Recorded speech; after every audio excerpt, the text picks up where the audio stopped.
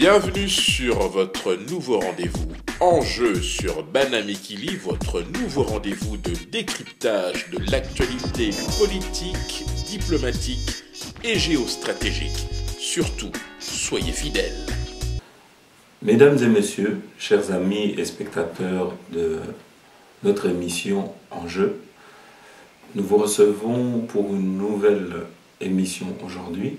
Mais avant cela, je tenais à vous souhaiter mes meilleurs vœux, que 2014 soit une année de prospérité et de victoire pour le Congo et pour chacun de vous dans vos vies. C'est avec tristesse qu'aujourd'hui je vous reçois pour vous parler de quelques thèmes concernant ce qui s'est passé ce lundi à Kinshasa, concernant la mort de Mamadou Ndala. Vous vous souviendrez que je vous avais annoncé que Mamadou Ndala n'allait pas survivre longtemps. Et bien aujourd'hui, c'est chose faite, Mamadou Ndala est mort. Vous savez, on est toujours dans la même logique. La logique que toute personne qui défend la cause, les intérêts des Congolais doit être tuée. Ce n'est pas vraiment un hasard. Mamadou Ndala était l'une des personnes qui a infligé le plus de défaites à l'armée rwandaise qui était sur le territoire du Congo sous la dénomination de M23. Aujourd'hui, il est parti. Coïncidence, une autre personne du pouvoir de Kagame qui avait confirmé qu'il serait prête à témoigner contre M. Kagame par rapport aux attentats qui ont déclenché le génocide au Rwanda, M. Patrick Karegeya est mort. On l'a appris aujourd'hui, a été tué hier. Donc,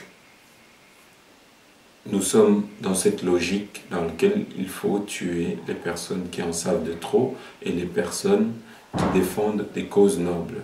Donc, l'année commence déjà mal, mais nous allons développer tout ça dans les thèmes que nous avons préparés et concoctés pour votre nouvelle émission. Merci pour les nombreuses personnes qui nous suivent de plus en plus. Merci pour la plupart de vos conseils. Continuez à être de plus en plus nombreux à partager notre émission et à nous écouter. Nous commençons tout de suite avec aujourd'hui la mort de M. Mamadou Ndala et nous allons essayer de voir quelle causalité il peut y avoir avec la mort de Patrick Karegeya, que je rappelle était chef de renseignement rwandais exilé en Afrique du Sud. Deuxièmement, nous allons parler des affrontements qui ont eu lieu à Kinshasa entre, soi-disant, des fidèles de prophète Mukungubila et l'armée congolaise. Beaucoup de zones d'ombre dans cette affaire qui est très louche. Comme vous l'aurez vu et remarqué, nous savons très peu de choses, si ce n'est que des fidèles ont voulu protester bruyamment avec des machettes et des gourdins et tout ça. Et vous avez vu la réaction de l'armée congolaise, elle a été foudroyante parce qu'ils ont commis un massacre de masse. Plus de 100 personnes ont été exécutées. Et je tiens à rappeler que les 100 personnes qui ont été exécutées n'étaient pas que des fidèles de M. Kongubila. Il y avait la population qui a été tuée massivement, dont des mamans ont été tuées au rond-point Victoire. Le règne du pouvoir de M. Kabila, comme vous savez, c'est un règne de sang dans lequel les Congolais sont systématiquement tués, assassinés.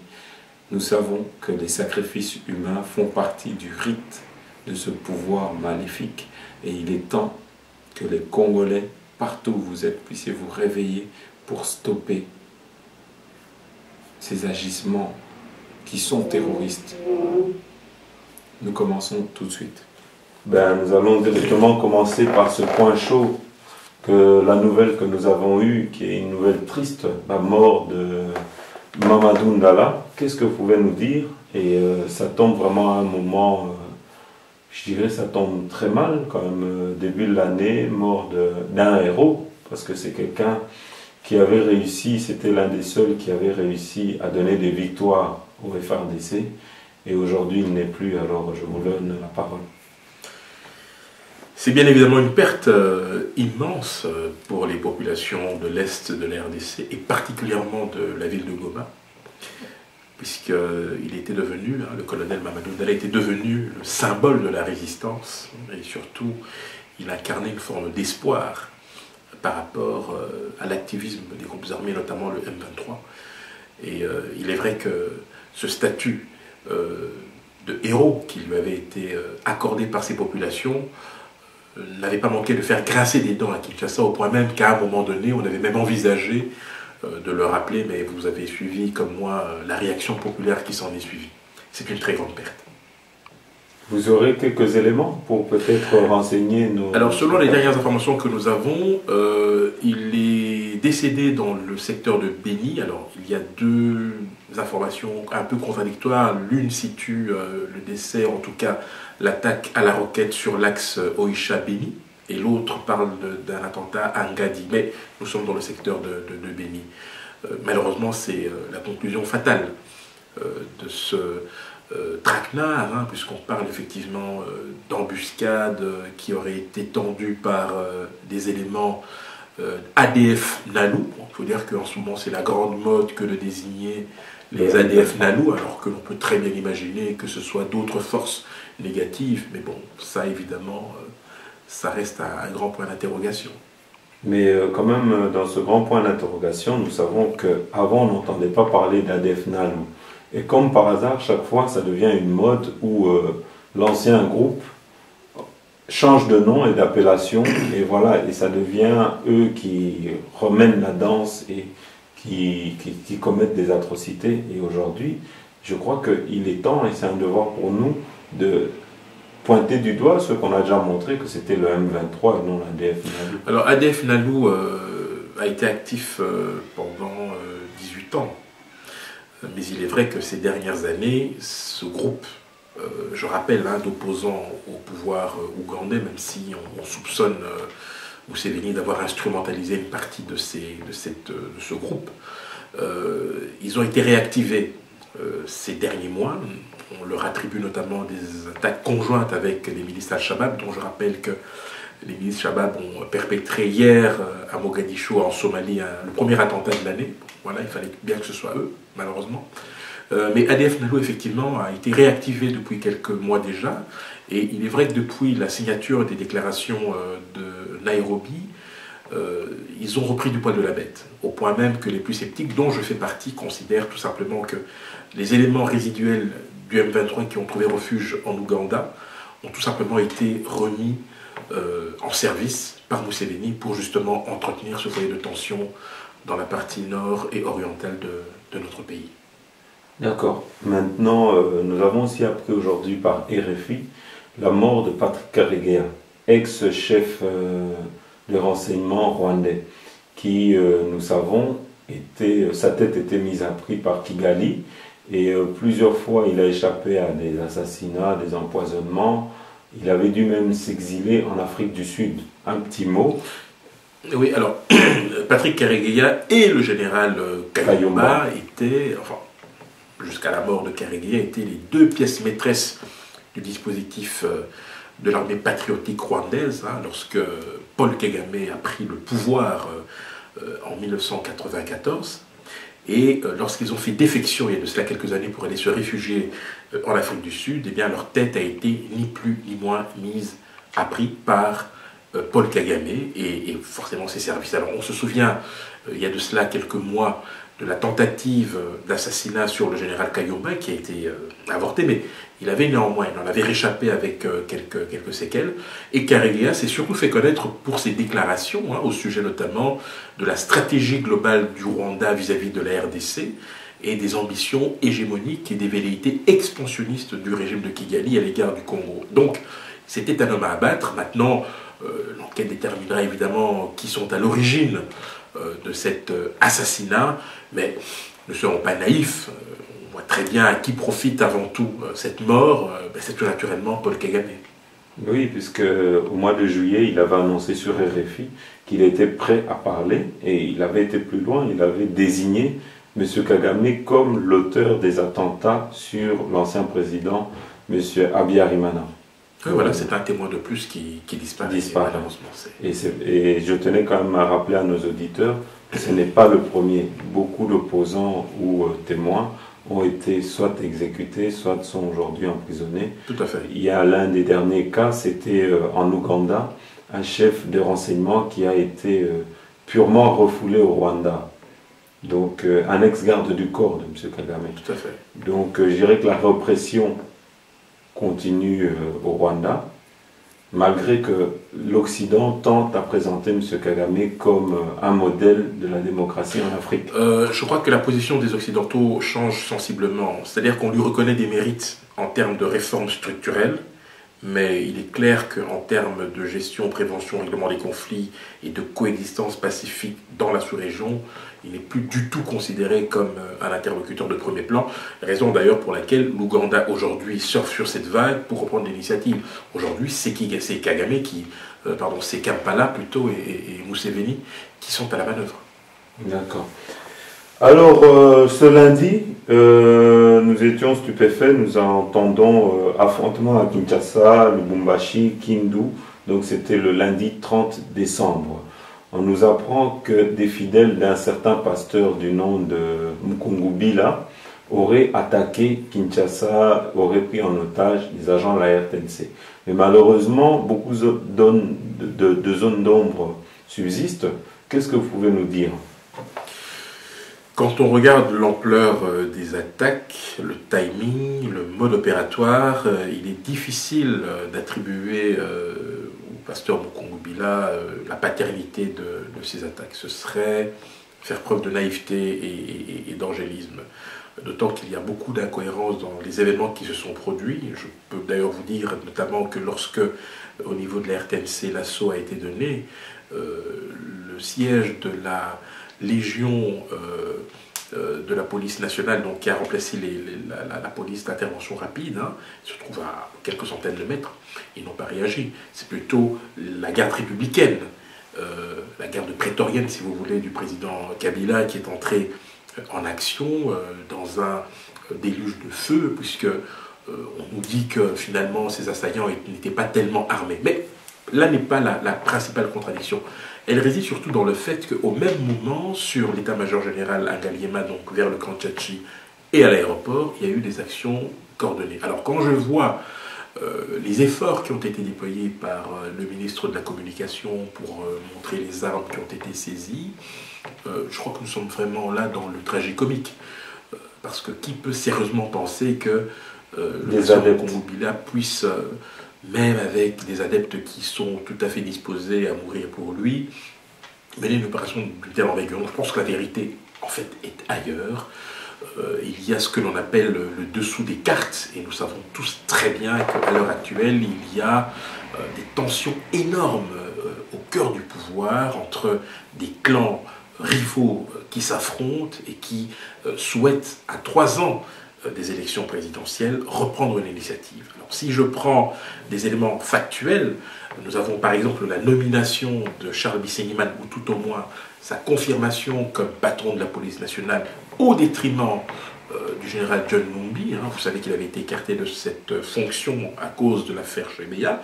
Mais ce qu'il faut dire aussi, c'est que durant ces 2 dernières années, il aurait reçu des garanties quant à sa réhabilitation.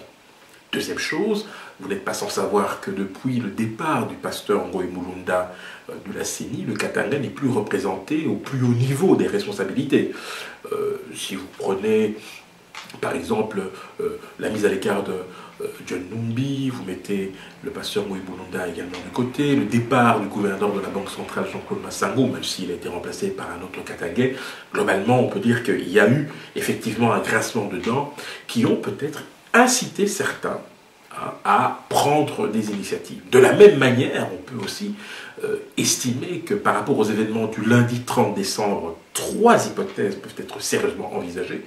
La première, évidemment, c'est celle d'une action militaire coordonnée, ciblée et concertée, d'un mouvement spontané. Ça, c'est le deuxième cas de figure, dans lequel on a évidemment des gens qui se sont, pour des raisons d'opportunité, joints à ces tragiques événements, ou bien évidemment la manipulation, voire la diversion, Parce que qui ne nous dit pas que autre chose est en gestation? C'est très important de savoir. Mais à qui profite le crime? Alors, je veux dire très sincèrement, je ne vois pas très bien à qui pourrait profiter le crime. Si l'on considère que Joseph Kabila a dans les pipelines un certain nombre de chantiers qu'il doit mettre en œuvre et que le timing joue contre lui, il va peut-être gagner du temps, puisqu'il faudra laisser les commissions d'enquête aller au terme de leurs investigations. Il faudra peut-être, au niveau de la majorité, tenter de resserrer les rangs, puisqu'il n'y a toujours pas de gouvernement de cohésion nationale, on l'attend toujours. Est-ce que ça sera facile si c'est au sein même de l'appareil de l'État qu'on aurait manigancé ça et instrumentalisé M. Mkongubila, que la vérité puisse sortir? La vérité ne sortira pas, non, voilà. Ne rêvons pas. Vous savez, un homme politique français de la 4e République disait « Le meilleur moyen d'étouffer une affaire, c'est de créer une commission d'enquête ». Je veux dire, ne vous attendez pas à ce qu'il y ait la manifestation de la vérité. Peut-être, si vous me permettez, en une minute, vous dire que ce qui s'est passé le 30 décembre 2013 n'est pas du tout inédit. La dernière attaque similaire remonte au 27 février 2011.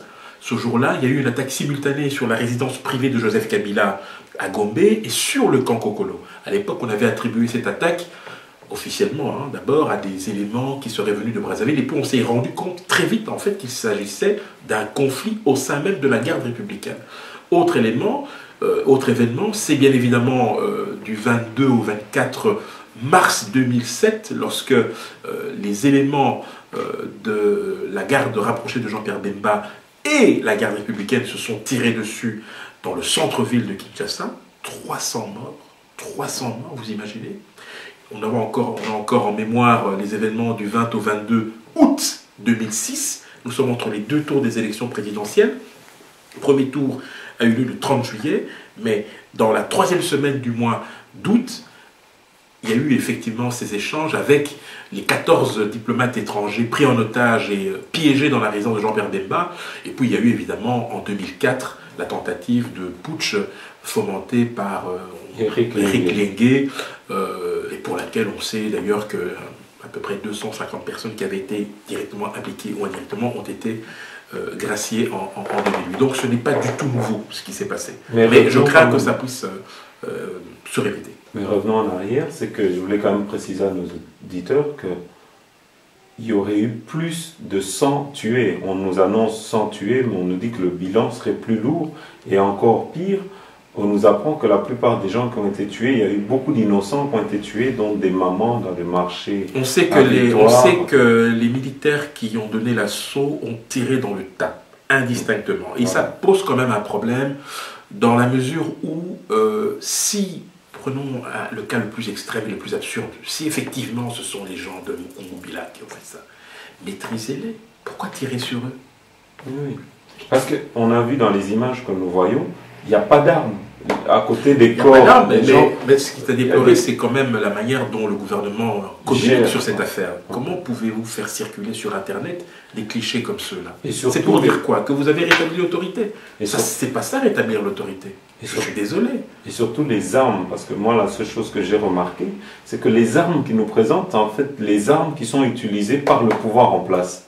C'est les armes de la police et de l'armée. Et c'est ces armes-là qu'on nous a présentées. Et nous voyons que c'est toujours la même mascarade.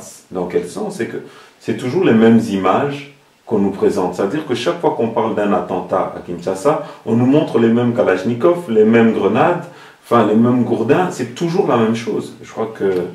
Vous attendiez à autre chose. Vous savez, dans la situation actuelle du pouvoir, du régime ou du gouvernement, il faut ne pas, en tout cas, en aucun cas, prêter le flanc à la critique et surtout ne pas montrer que le pouvoir montre des signes d'essoufflement ou d'affaiblissement. Mais on sait déjà qu'à la lumière des événements tragiques du lundi 30 décembre, ce sont des failles sécuritaires importantes qui sont apparues. Et ça pose réellement problème. D'où l'idée, selon moi, de ne pas négliger la piste de la manipulation et encore moins d'un avertissement qui serait venu en interne entre des protagonistes politico-militaires et mafieux qui ont voulu tout simplement se jauger mutuellement.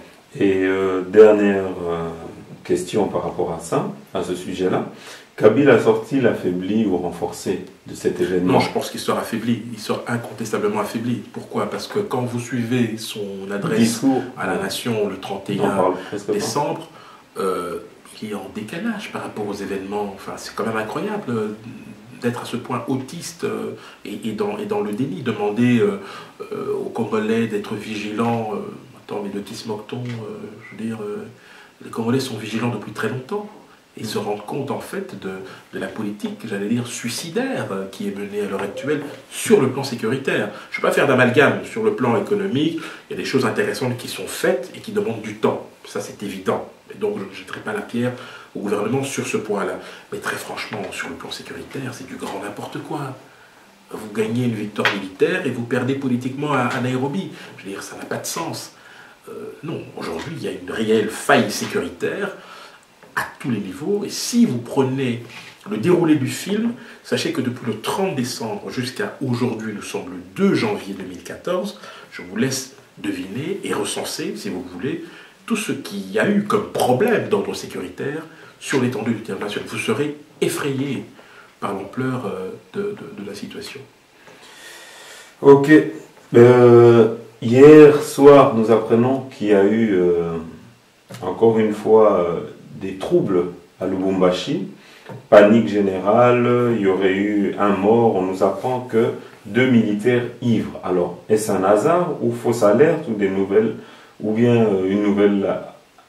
un nouvel avertissement? Alors, moi, selon une source que je peux qualifier de sûre, que j'ai eue avant notre émission, un groupe de militaires a voulu piller un magasin qui aurait récemment ouvert ses portes à Lubumbashi, non loin de la fameuse place de la Poste.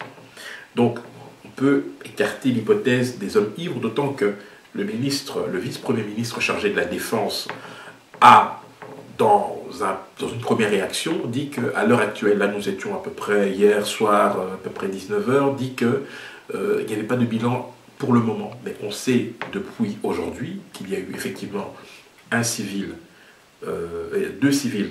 trois civils blessés, un militaire tué et le véhicule du ministre provincial de l'Intérieur qui a été pris pour cible. Alors vous voyez, c'est toujours la même stratégie au départ. On enfume l'opinion, on essaie de se montrer rassurant. Le ministre de la Communication, lorsqu'il a donné son premier bilan, semblait tellement sûr de lui qu'il y avait, selon lui, pas de victimes au niveau des forces de l'ordre. Et le bilan a été presque multiplié par 2, voire plus, en 24 heures. Donc il faut être très, très prudent à ce niveau-là. Je crois que les Congolais aujourd'hui ne sont plus dupes et ne sont plus disposés à accepter qu'on leur raconte des bobards. Je crois qu'il faut avoir un devoir de vérité pour que les gens puissent se prémunir contre justement ce genre de situation, de risques inhérents et qui peuvent d'ailleurs déboucher sur malheureusement des dégâts collatéraux. Mais je peux vous dire qu'à Lubumbashi, on a réellement échappé au pire. Mais ce sera difficile que le gouvernement fasse un travail de vérité quand c'est un gouvernement qui est basé sur la manipulation et le mensonge. Vous voyez le ministre de l'Information, tous azimuts, il ne fait que sortir des mensonges. Vous savez, le gouvernement congolais vient de signer, c'est un euphémisme, il a signé le 12 décembre dernier les déclarations de Nairobi vis-à-vis d'un groupe armé que beaucoup considèrent comme mort, mais on se rend compte moins d'un mois plus tard que ce même gouvernement est totalement incapable d'assurer la sécurité des sites stratégiques. Il y a un problème. Donc, convenez volontiers qu'il est préférable pour eux, semble-t-il en tout cas, de perdre la face sur le plan de la gestion routinière de la sécurité en s'attaquant notamment à des opposants, qu'on a très facile à mettre en prison d'ailleurs, hein, puisque Coutinho, Diomi, enfin tous ces gens-là, on ne sait même pas ce qu'il est advenu d'eux, hein, traquer les opposants, les journalistes, les activistes des droits de l'homme. Mais quand il s'agit maintenant de sanctionner un groupe armé, on va se mettre à genoux à Nairobi et on leur déroule le tapis rouge pour les intégrer dans les institutions, etc. Vous voyez qu'il y a un vrai problème à ce niveau-là.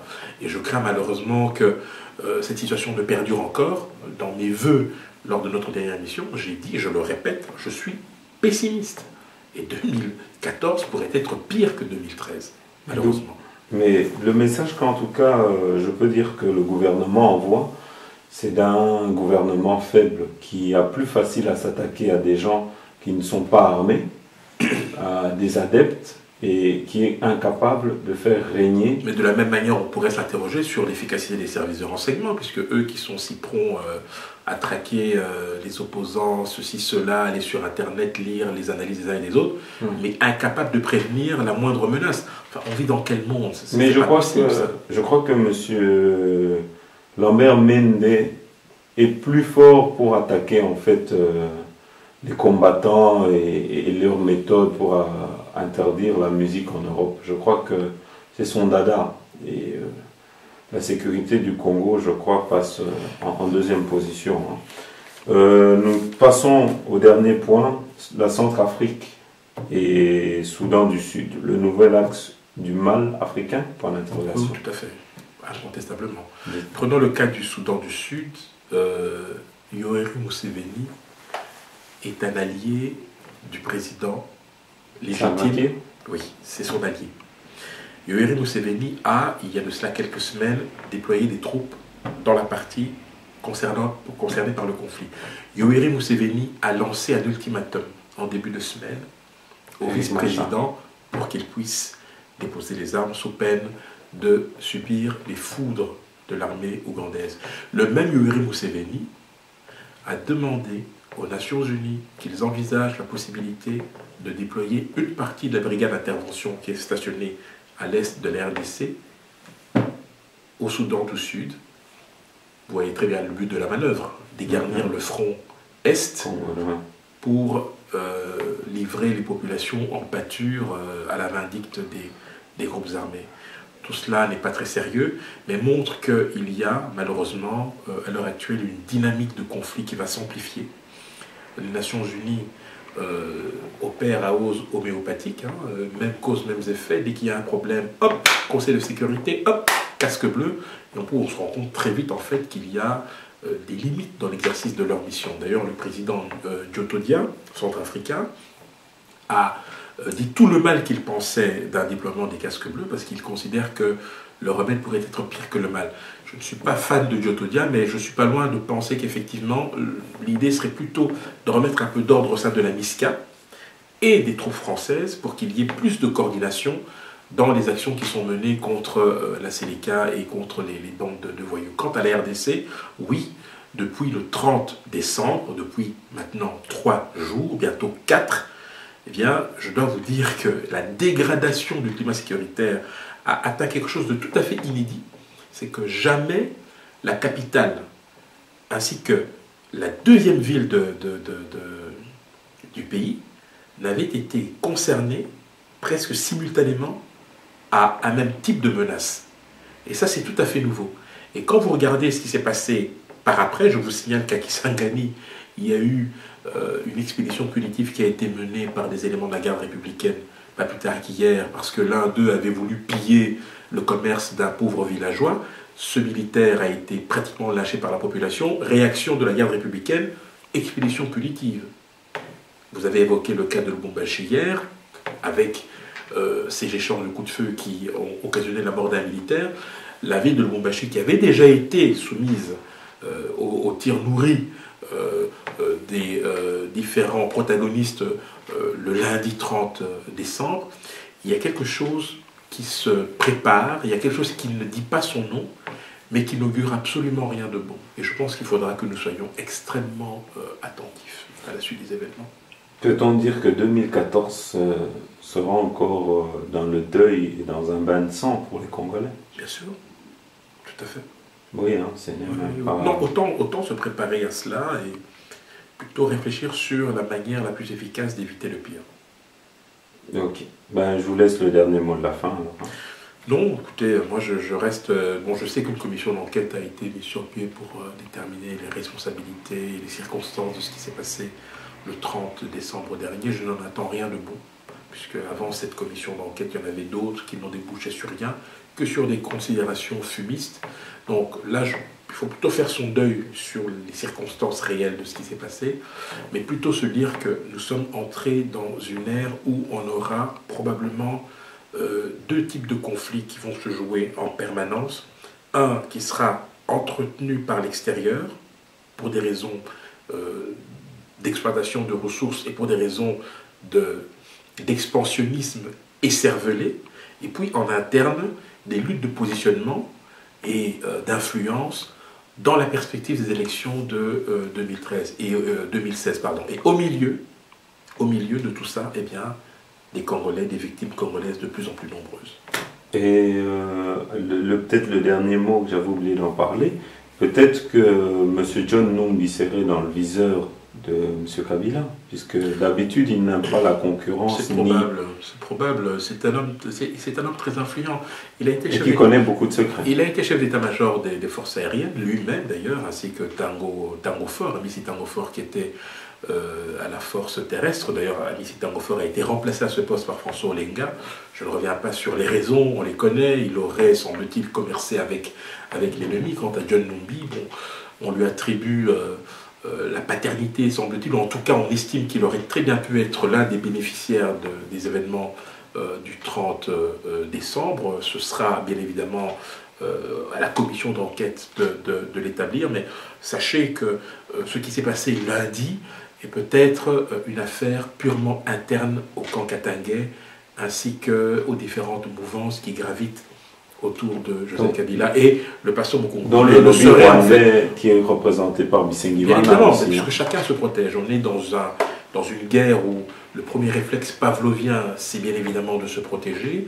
Et comme il y a une ouverture politique qui est en gestation, l'idée c'est de pouvoir verrouiller un maximum de secteurs d'activité ou de postes pour que ces derniers ne puissent pas perdre en influence. Et je le répète, 2014, c'est deux guerres en interne, des positionnements en vue des élections de 2016, à condition qu'elles aient lieu à cette date-là, et puis évidemment l'extérieur qui se fera un plaisir de continuer à déstabiliser la partie orientale du territoire, et là je pense tout naturellement au Rwanda, à l'Ouganda et aux complices éventuels au sein de la communauté internationale.